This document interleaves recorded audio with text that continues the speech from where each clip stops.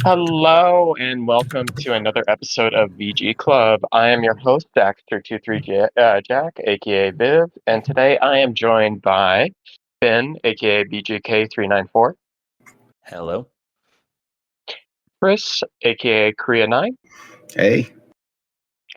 and Cool Luck, aka Marcus.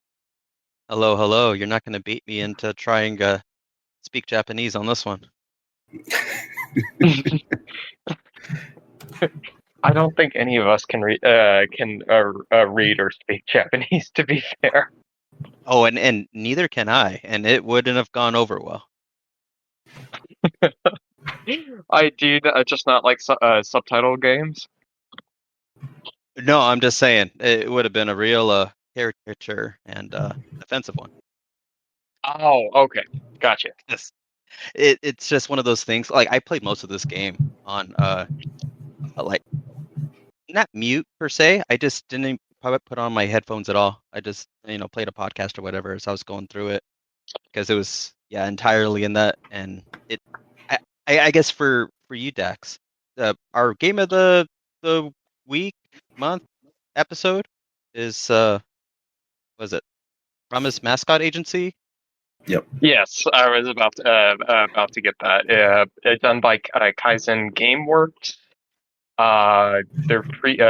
There's an Indian studio whose previous title was like a PS1 slash like Dreamcast inspired like mystery game, and this is honestly completely different from that. There's still like you're uncovering a mystery, but they're like I mean, you don't even control a character in this game. You just control like a car that you trick out with a bunch of like chitty chitty bang bang stuff. Yeah, about that. Did you guys or did y'all know that we didn't control a character? No. At the beginning of the game, I was like waiting. I was like, all right, well, I'm gonna get out of here soon. Control this dude. No, you're just in that truck the entire. Like anytime you have to do anything, you're in the truck, which is funny. But I did not expect that. Yeah, that was a surprise for me. Is that it's an open world exploration game where you play a car is not what I expected out of this. Yeah, no, I thought there was going to be more to it than the car. I knew there was driving segments in the game. I just didn't think that was where all the quote unquote like action agency mobility was going to take place.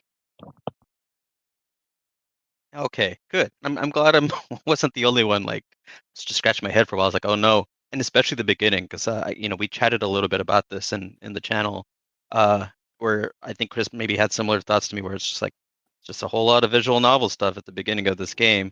I would drive a little bit, and then there's a whole bunch of cutscenes and talking, and I haven't really done anything yet. There's a lot like that first hour, maybe 90 minutes or so it's a lot of story to kind of get you moving. It does eventually open up, but yes, it's very story heavy in the first 90 I minutes. was so worried. I was like, is this the whole thing? Fuck. Yeah, it front loads you with a lot of stuff. I played the game like a little differently than everybody else. I tried to break the game because there's like so basically, well, here, I'll get into that in just a second. We should go ahead and set up what exactly Promise Mascot Agency is. Tell me, because I'm still not sure. Oh, okay, yeah. So your main character is a gentleman named Michi. He is a Yakuza lieutenant who is exiled to a cursed town in order to turn a bankrupt mascot agency they own profitable, so they can pay back the people kind of gunning for them after a business deal goes horribly wrong.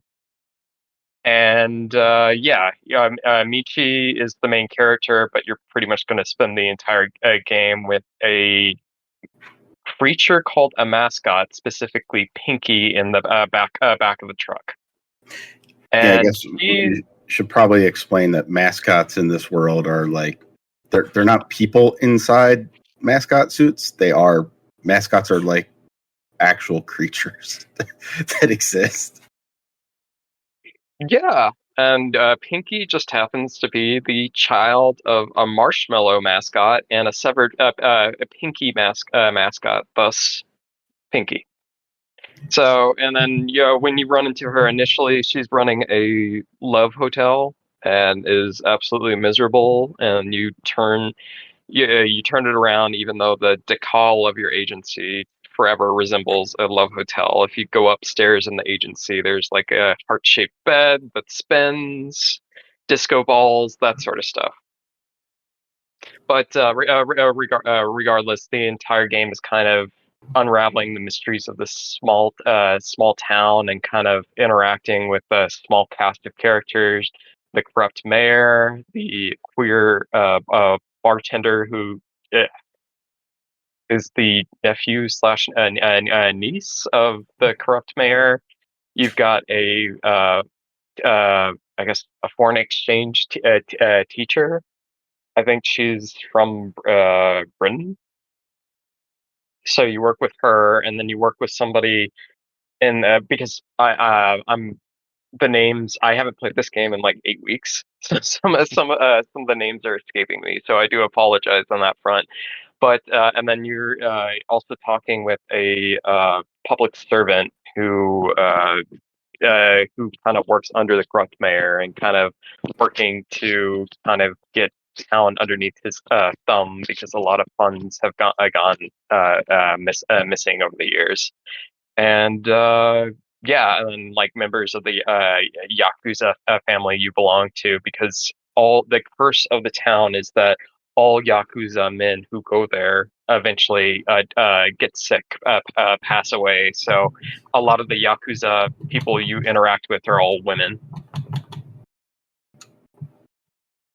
And yeah, I think that's the main story. You're just recruiting mascots to kind of turn a profitable agency. It is definitely not your normal like narrative premise for a game, but it's very unique in that regard, I suppose. And, I mean, yeah, it was unique, except for all the tropes and the power of friendship, and just the same our old, same friendship, old. Yeah, that was like the ending little climax bit. It's how they overcame the odds against them. I thought it was because the tournament organizers were members of the Yakuza collective and were able to kind of put a stop to everything. Or are you talking about the final competition where Final everything's stacked competition. against them? Okay. Okay, I think I understand where you're coming from. It's just like, this isn't Kingdom Hearts. I just got done playing that. No. Again? Yeah, it was my first time playing it with my wife, so that was fun.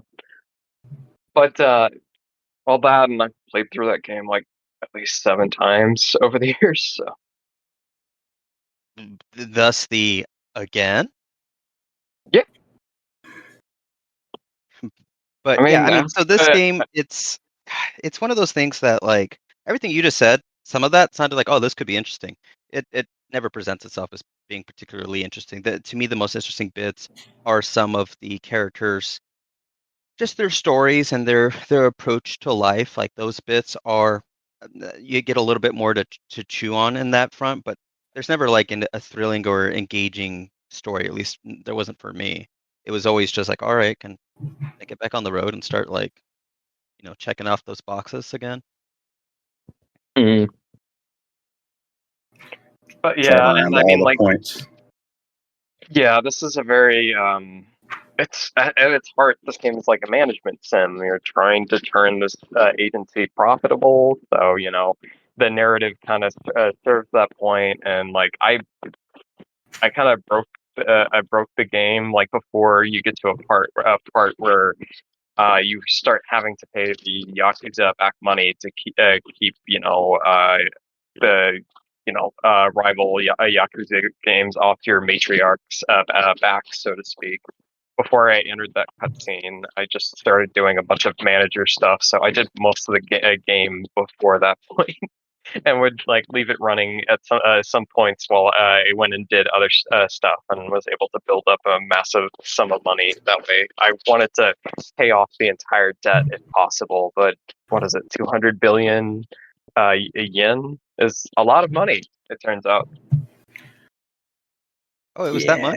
So, because like I only did that bit where they're like, yeah, 12 million yen to keep him off our back, and I just sort of did just enough to keep it going, keep it rolling, so that they never got mad at her, and then eventually the game just said, oh yeah, this doesn't matter anymore. Yeah, pretty much. Yeah, so. But Yeah, did you know that was coming, and that's what you planned for? Did you like look at a guide? No, I entered the cutscene where they were planning it. And I was just like, oh, well, maybe I can get away with like actually leaving the game while I'm doing like other tasks like chores around the house, and I can just do that while the meters fill with all the different mascots working at the different agencies. Oh, so like you bought all like the sub agencies like in the other towns that just generate you money? Is that pretty much, and you can just leave the game on a day and night cycle, and it just gives you free money. Got it. Yeah, I definitely hit a point in the game where money was not an issue at all because I was generating like 1,000,000 yen a night, and then like expenses were like 200K or something like that. So I definitely also kind of broke the game in a way where I was just generating insane amounts of money really quickly. So money never became an issue at one point. Mm. Yeah, it really felt like that was gonna escalate to a point because like early on in the game there is that pressure. I didn't play it the way you did, Dex. So kudos or no, my condolences. However, it impacted your experience. But honestly, it made things really simple and easy. But gotcha. Yeah, well, the game was already simple, which is sort of my problem with it. So oh geez, that's some heavy lifting over there. But the bit that I liked early on was there was that pressure of like, hey, you get a lot of expenses, so you're really not getting too much money, overnight. And oftentimes I was like losing money pretty early on. So it really encouraged like, yeah, go explore the map, go get some more mascots, get them working. They got to work if you want money. And so I was doing all that, upgrading the card to like make things easier and better, and like you're slowly upping the percentages of like you get a little more fans, you get a little bit more money from this and that. And so I liked that grind. But then, like Ben says, once you get to that point where now that initial obstacle isn't really there, and you're just sort of getting more and more money, and you're buying these upgrades, and you're getting even more money after that. I really expected the game to do something else to like keep that part of the game engaging rather than, oh yeah, by the way, you just the meter go up and that was the end of the story. Yeah, and I mean, like, I will admit, Promise Mascot Agency is not a game without its faults. I think I prefer their previous title, the Paradise Killer. I found that was a more like intriguing game and it had a bit more honestly freedom to it, even though like I guess you have like in the game you have a lot of freedom when it comes to like navigating this like little island, this little village you're driving around. You don't really have a lot of narrative freedom. Like I guess you can decide like, oh, do you want Pinky to win the election? Or slight stuff like that, but there isn't really much like deviation in the narrative for most folk, I would imagine. It was that a choice? I thought the game wanted us to do that because like the Pinky sucks and the mayor sucks worse. Oh yeah, the game wants you to do that, but you can just be like, "Oh, I don't care who's mayor," and just keep going. I didn't try to do that because the mayor sucks, but right. I assume there'd just be like either an alternate bad ending or something if you'd like just let him win and hang on. I don't know if did Ben or Chris, y'all do that? So I didn't finish. And I'm about halfway through, I guess, maybe. I don't know. Do you remember the last thing, like story, the last story beat? Yeah, so the last story beat is like I'm with my Scooby Doo gang, and we're trying to figure out the whole mystery of the curse. So the last thing was I visited the mayor, and he threatened to like call the Yakuza to, you know, tell them that I was still alive. That was kind of where it closed.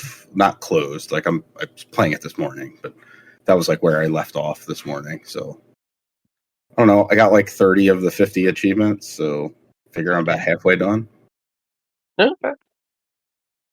Yeah, you're kind of getting to the point in the story where, like, you know, you stop. The game's like, okay, you don't need to make payments anymore. This is all going to blow up in our face anyhow, so we might as well kind of hunker down for the cataclysm that's coming forth. Got it. Yeah, there was like a point where, so I had like the quest, like, oh, you got to send money to, you know, whoever through the ATM, and then so I did all that, and then that quest went away, and then Pinky just yelled at me. It's like, hey, you got to remember to send money. I'm like, shit, forgot about that. So I figured it wasn't that important because they weren't bringing it up. Well, they explain the like system with like the knife. It's like a meter, and the knife gets closer to your matrix head. That's bad. Yeah, so I just didn't really care. It's like I'm just driving around, grinding on the train tracks and like blowing up trash piles and posters, and I enjoyed that. That was fun. I didn't really care about the other part.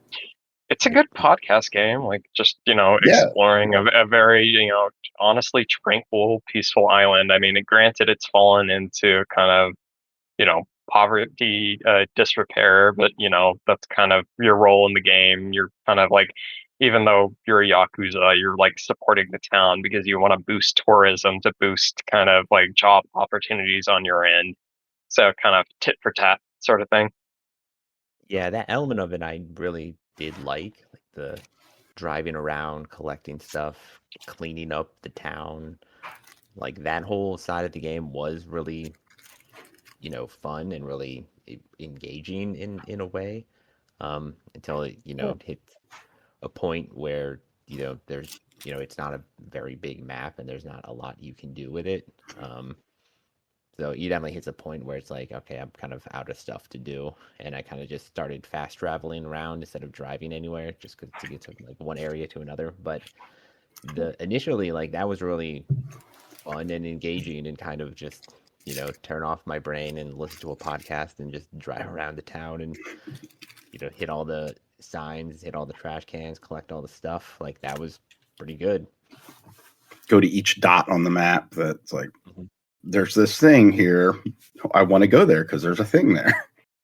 Yeah, and then getting all the upgrades for your truck, which is ridiculous at the end because you get just like wings and you can just glide around the town. Like that was. Oh yeah, like I said, I don't even. Ben, do you know what Chitty Chitty Bang Bang is? I know the concept of it. Yeah, there's like the weird car that has all the weird upgrades and stuff. Yeah, that's pretty much what it is. I mean, you've got like a freaking cannon that you can use to launch your companion Pinky at just like anything from like trash to like spirits. Just like whatever. I'm gonna use that as gonna use Pinky as continuous ammunition. But yeah, no, that's basically kind of what it comes down to. After a while, yeah, you kind of just get to the point where it's like, okay, I think I've seen all this game is going to show me, and kind of just want to get on with the narrative. So I definitely agree on that front. But I guess I'm Chris. Are you planning on finishing the game, or do you think you're done with it? I mean, if you guys think like I'm reaching a point of no return, like maybe I'm interested enough to see what the like mystery is. I'm sure it's not any like it. I'm sure it's exactly like how it's lining up. Like it's not like this like super secret story going on. Like if you're playing along, you can kind of piece together where things are headed. But I'm interested enough to see like how they tell that story. So I'll probably keep going enough to at least do that. Okay, so you would prefer to kind of be kept out of the loop, spoiler-wise? No, I don't. Or Go ahead. That's fine. okay, cool. Yeah, I mean, like, I think what Marcus said earlier, like, there's some tropes, you've got this, like, overly ambitious, like, partner of yours who, it's very obvious at an early stage that he's probably the guy who betrayed you. And, he turns out to be very bloodthirsty, kind of hooks up with a rival Yakuza game that's kind of working with, like, arms dealers, like in, I think, Korea or something like that. Regardless, these are the bad Yakuza, not the good Yakuza. And I mean, like, they kind of make a point. It's just like, oh yeah, since the matriarch kind of wants to make it so that, like, we run a casino and we can do most of our business kind of more on the quote unquote legit side of things instead of like peddling drugs or dealing weapons. And yeah, because of that, this young lieutenant that who's your subordinate, yeah, it gets frustrated, betrays you, and then is kind of working with the corrupt mayor and this kind of the bad Yakuza guys to kind of take down your entire organization because we would always put him down and never gave him a chance or the recognition he so rightfully deserved. So yeah, he was kind of a little annoying. I think he was enamored with him, though. Right. I think that's the problem with this, though, is that the story itself is so predictable in pretty much every regard. They'll like introduce new things and immediately tip their hand of like what the new thing is. It's just like, oh, okay, and then you like have to discover the same thing over and over again. Like you'll discover pieces of the town's mystery, and it's like, okay, yeah, so that's what's going on. And then the game's so like, yeah, this but you'll never guess curse. what happens next. It's this, and it's like, yeah, no, I know. Like we just went over this, but what about this? It's like, yes, that's the same thing. Like, why do we keep going over the same thing? The curse was fabricated. All the Yakuza men died because they decided to make moonshine with contaminated mine water. The patriarchs of the family, the husband of the matriarch, and I think the. I mean, I was purposefully not going beat by beat, saying all the spoilers because I don't think there's any real merit in discussing what those items are because there's nothing there. When it's the way they deliver it too, it's just like it's exactly what you said, Marcus. It's, oh man, like this, like, Michi starts going, this curse doesn't really seem real, and then like the next thing you find out is like, yeah, everyone was dying because they were drinking shitty moonshine. Like, and the women didn't do it because they weren't the ones in the mine, and the leaders didn't do it because they had real alcohol. Like, it's like, oh, okay.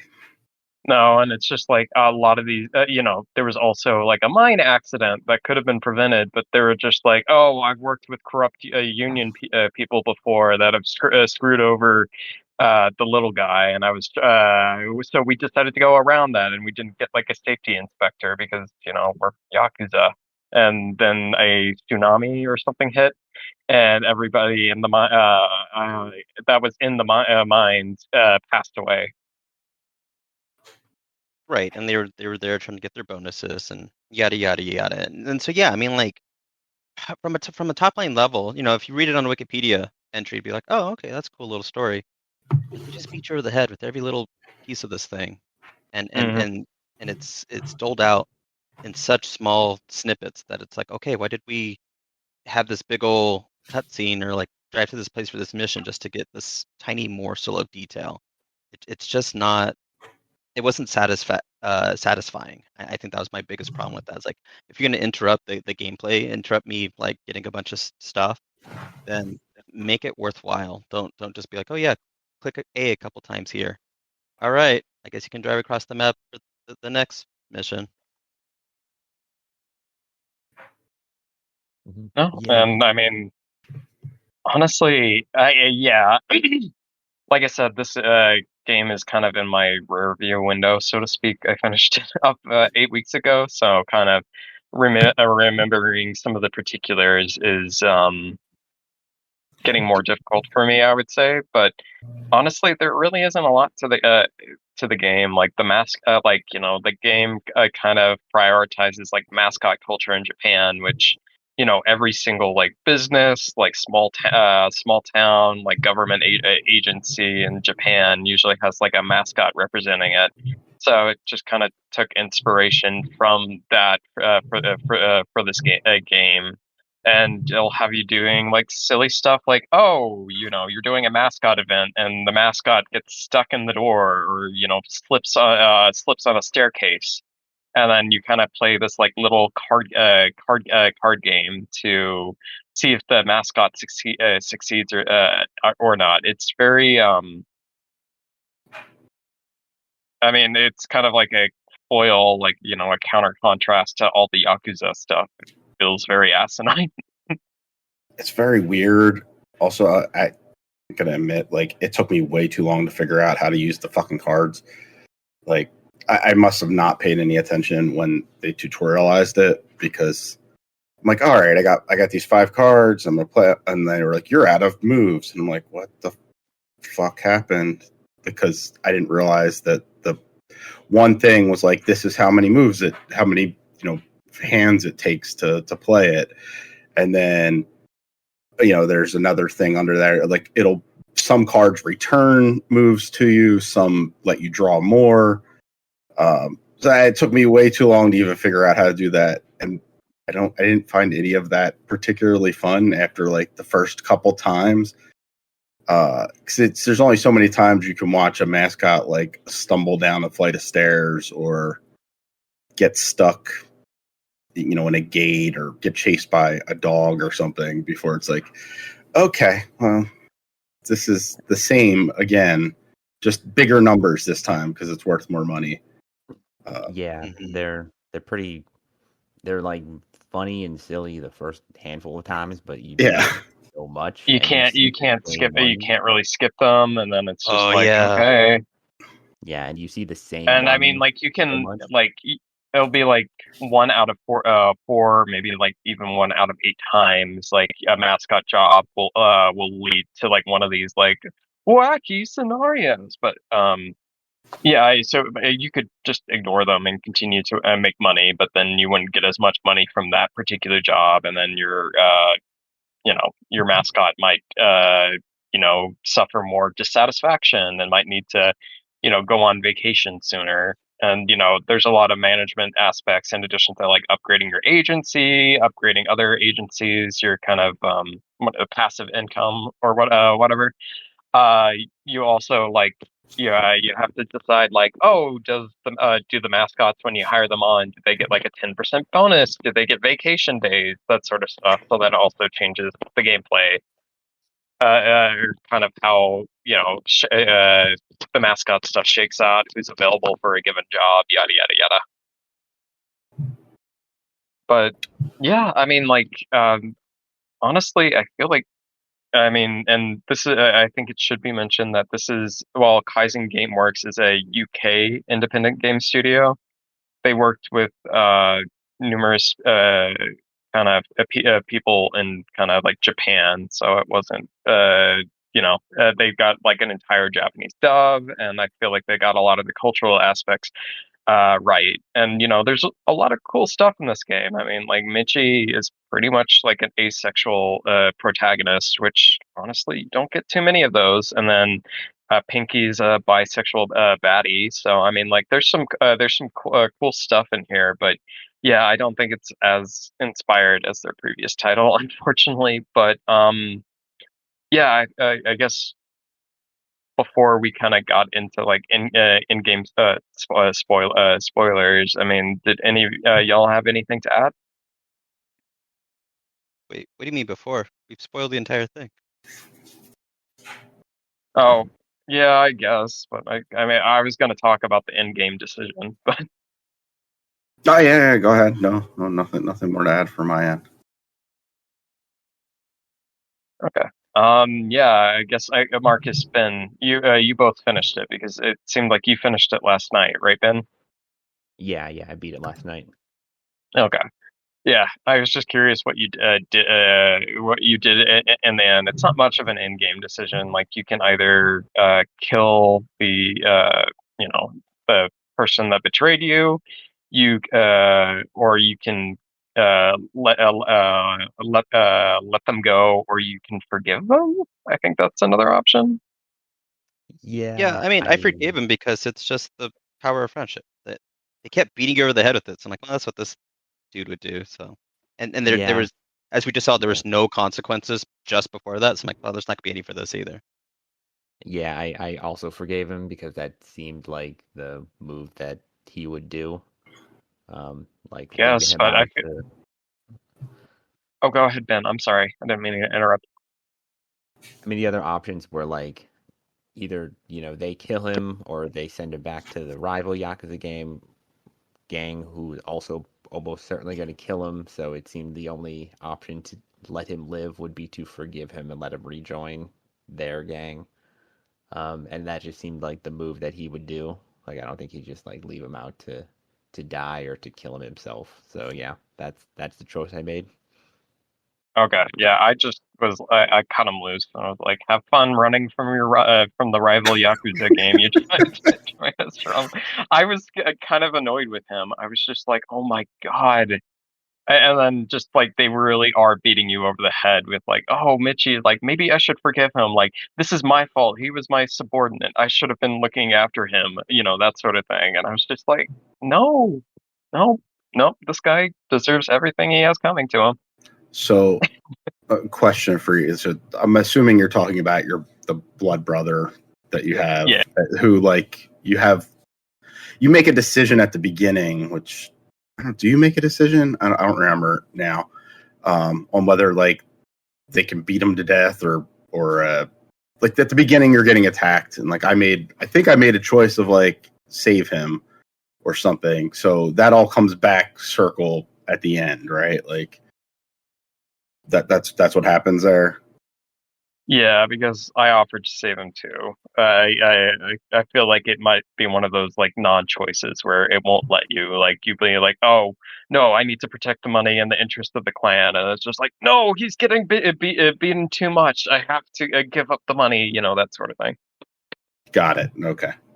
I figured that's what was the case, but yeah, no, there's not a lot of like Paradise Killer has a lot more like branching paths in terms of the narrative, like unraveling the mystery, deciding who to kind of like prosecute and hold responsible for the crime, what exactly happened, that sort of thing. And this game's a bit more just like, oh, we have a story we want to tell, and you're along for the ride, literally. But What a ride it is with that truck.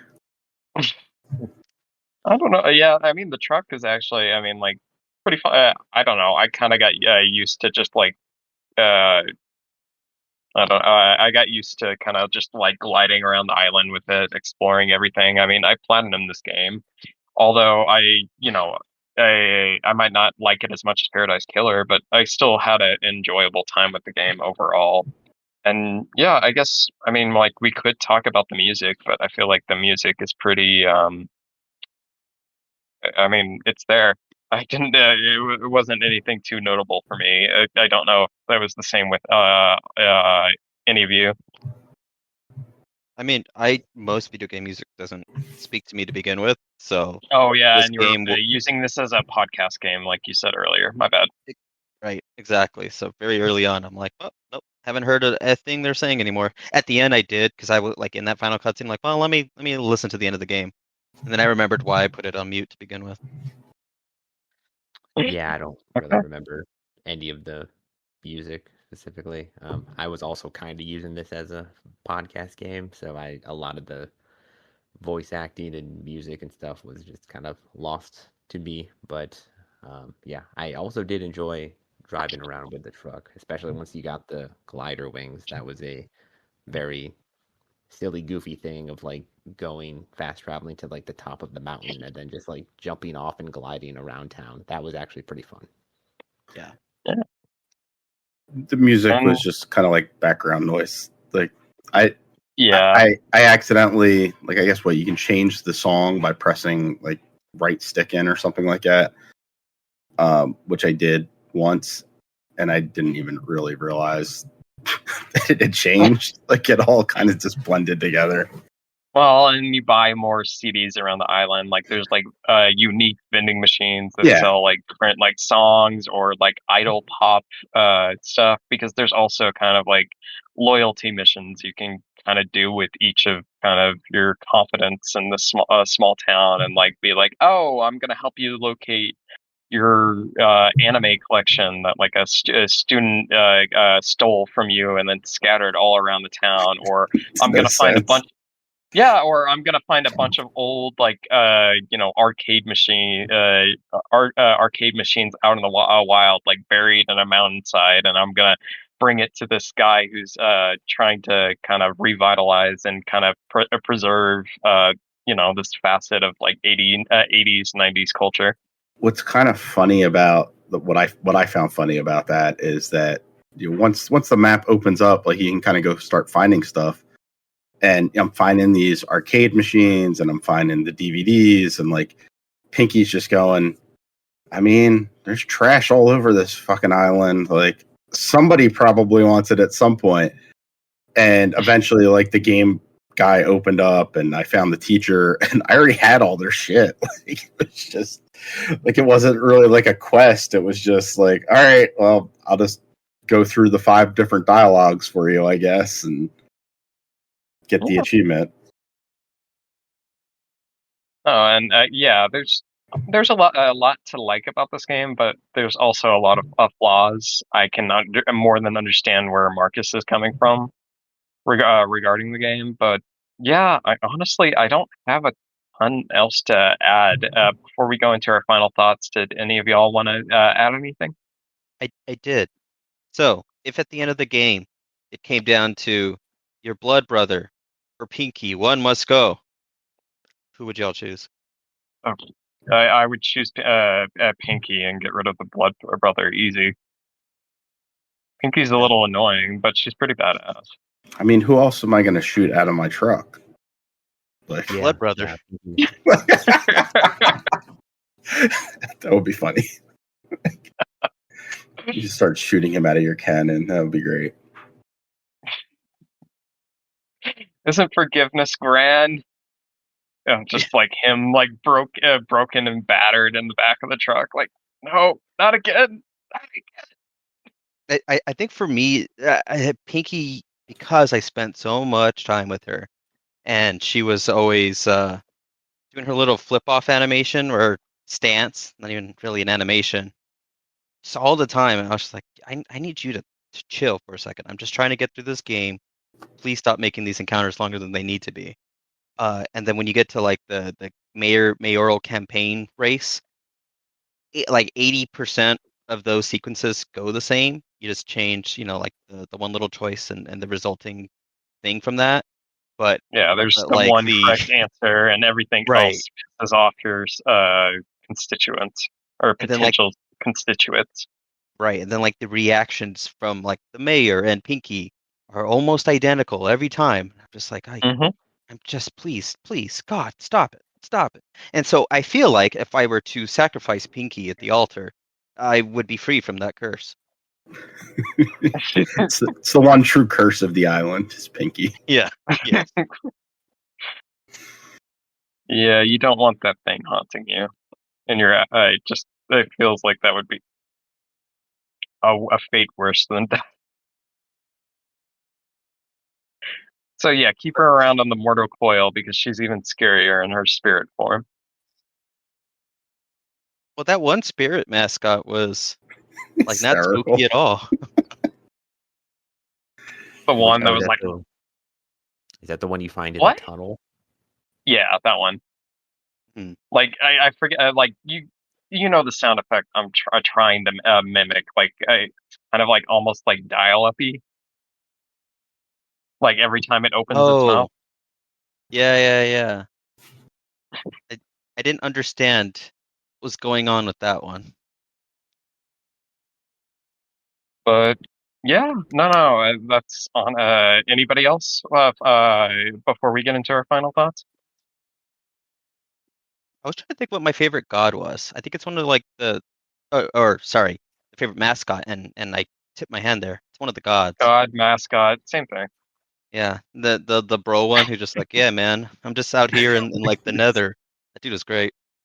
Oh yeah, no, yeah, like you help him set off, yeah, kind of get surf lessons started up, and I'm just like, Okay, so he awesome. really was doing like a surf shop. Okay, I like in my brain that's what I had written down, but I'm like, I don't know if that's truth, but that's what I'm going with the canon. But yeah, because I liked some of those mascots and some of those interactions were good.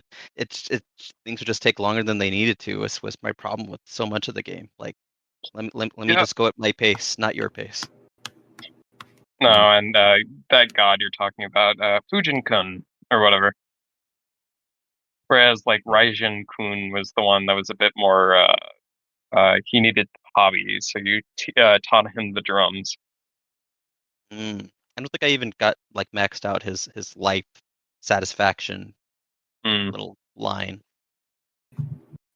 I like the one that looks like the creature from Princess Mononoke. It's got like the weird, goofy face, and it doesn't talk at all. It just talks like in weird, like bumbling noises. You get him pretty late.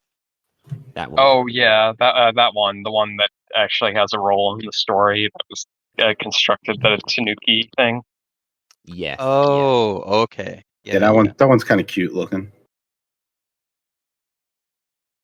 Yeah, some of them are real freaks, and I Oh wish I could yeah, have dressed them up differently. like what? Who is it? I think it's Ko. No, not Kofun. The freaking bear mascot that has like yam all over it that looks like something else, and he's just like, I'm into Oh, the adult porn industry. It's just like, okay. Yeah, that one was weird. yeah, the game's occasionally very horny for itself. Um, yeah,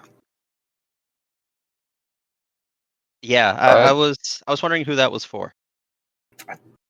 I don't know. I mean, some of it is amusing. Some of it is like this is a bit over the top. Like it's not hitting for me, but somebody's gonna find it enjoyable, I guess. maybe furries. Maybe.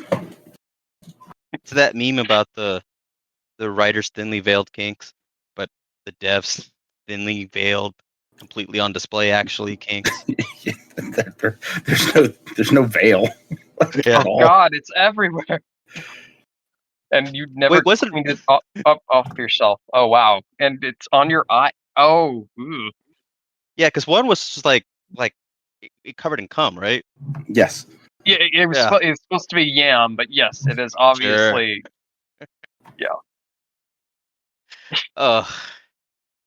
So you know what? I mean, I appreciated playing this game. Um, so like overall, it's like, hey, this was like a different experience. It didn't like I would have preferred it was like 6 hours long. Um, not the I think I put 14 hours in it total. I think that's what the in-game clock said there at the end. Um, but I feel like yeah, you guys had enough game for about 6 hours, and you should have stopped. Maybe I'm further along than I think. Then, so I. Oh yeah, no, you're getting towards the end. You're not even halfway. Yeah, you said you're halfway. You're towards the end. I think you're probably up, maybe Well, even the 7/8 mark.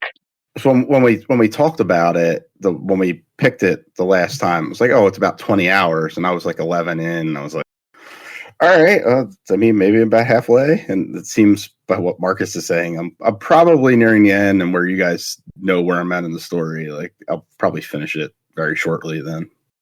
Yeah, I mean, like the completionist is like run doing everything, getting the platinum is probably around like 21 hours, and Okay. the main story is just 12 hours. So yeah, Okay.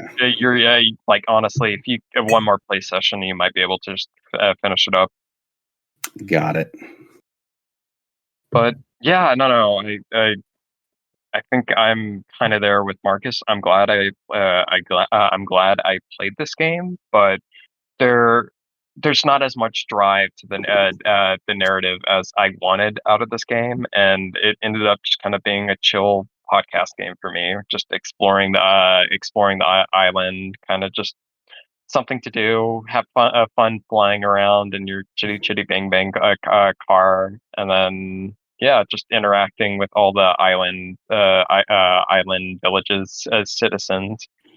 It was all cool, but if I would probably recommend Paradise Killer over this any day of the week. What about you, Ben? Yeah, I think ultimately I like the game. I think Marcus is right. If like it's maybe a bit too long for its own good, like they could have shaved off a few hours of the story and made it a little more tighter experience. But I mean, ultimately, I think it's a decent little like open world exploration, almost collectathon style game, with some pretty interesting like management sim stuff going on. Like I enjoyed cleaning up the town. I enjoyed seeing like a lot of the like this town and stuff kind of like come back to life, like as you like open new shops and stuff like that. Like a lot of the like dead downtown area kind of like comes back to life. Like that's a cool little bonus touch that they do. So yeah, I mean interesting progression, but like yeah, maybe a bit too long for its own good. Okay. And yeah, Chris, I know you're not 100% done with your game, but what are your final thoughts? Yeah, I mean, this is not a game I would have probably ever chosen on my own. So one, I'm glad that like that's what we're doing here is like, sometimes getting us out of our comfort zone. But yeah, I enjoyed the open world portion. I enjoy that there's like a ton of meters that just fill up. Like that's satisfying. It's really fun, like hitting a bag of trash or one of the signs and just seeing it go from like 87.3 to 87.6. Like it's stupid, but it's like, yeah, I'm making that number go up. That's like Dopamine receptors. yeah, it's like super satisfying. It's like I want to go find more now because like earlier today I'm just like driving along and like there's a bag of trash, so I shoot Pinky at it and then I see another bag of trash. I'm gonna just go out on this beach and they're all bags of trash, and I'm just like driving around like a lunatic, like filling them all up. Like it's just it hits that right kind of satisfying fill the meter type level of fun there. I didn't enjoy the management stuff, but whatever, it's fine. Yeah, I enjoyed it enough that I'm probably, you guys saying I'm almost done. Probably, once my Steam Deck recharges, play a couple more hours on it and hopefully wrap it up. But yeah, it was a good time. Not my type of game, but a good time. One other thing I wanted to touch on, the budget and lack thereof shows pretty heavily in this game. And while I give them kudos for like what they managed to pull off with what was clearly a limited budget, I do, wonder like what could have been. I feel like with more budget, it could have just been a little bit more satisfying, both in like the moment to moment gameplay, but also just like with the town coming back to life, like actually seeing people there, not just sort of like ghost figures that are just more populous now. Things like that I think would have been a little bit more rewarding, and then some of the cutscenes maybe would have been a little bit more engaging if there was actual cutscenes and not just sort of images and certain poses being cycled through. Oh, more than fair, but yeah, that's Promise Mascot Agency. It's definitely a unique title, and if any of what we said appeals to any of the listeners, I would definitely recommend checking it out. But maybe wait for a slight discount. I think that would that be fair to say? Yeah, I think we all bought it on discount, right? Yeah. Oh, I bought it full price. Oh, I'm so sorry. Thank you for your sacrifice. Well, I just wanted to support the studio. I like their studio as a whole, but yeah, that's Promise Mascot Agency. And for our next episode, Ben is choosing our game. And while a lot of us have voted already, it looks like the choices are between Blossom Tales, The Sleeping King, Child of Light, Lost in Random, Plague Tale: Innocence, and Eastward. Yep. And yeah, I guess just Ben, what were your icons? Like what kind of emojis did you use? Oh, I'm the little alien. So Okay. yeah, I voted already. Yeah. Okay. Do you think, Yeah, did we all vote? Eastward seems like it's supposed to be like a Zelda like ish game, right? Yeah, it's It like was a Blossom Tales. top-down Zelda game, and Blossom Tales is also that. Yeah, technically. Okay. And then I haven't heard of Blossom Tales, the Sleeping King. What is that? Like a Zelda-like. I own the game, but I actually haven't played it. All I know is that it's kind of like a top-down Zelda-like, kind of like Eastward. Okay. All right. And yeah, I think everybody, including Hobby, has already voted, correct? Yep. Okay. And yeah, Javi couldn't be with us this week, so hopefully we'll have him here on the next episode. But yeah, if everybody's already voted, it seems like Lost in Random has won by a wide margin, and it's currently on sale for like like 450. Yeah, 450 on Steam. So honestly, that's a good deal. I think I'm gonna go ahead and just grab that. It's It's also on also, EA Play. yeah, so if you have Game So- Pass or EA Play on PlayStation, it's there. Or PC, I think it's also there. So Yeah. Yeah. Okay. That's I had started it like, just basically doing the intro bits. I'm like, oh, this is interesting, and then I dropped it. Never came back. Okay. Well, I just bought it, so that will be Lost in Random will be our game for next month. Thank you so much for joining us today for another episode of VG Club. Thank you, Marcus. Thank you, Ben, and thank you, Chris. And yeah, this is Yes. VG Club, and we are out. Say goodbye, Marcus. Goodbye, Marcus.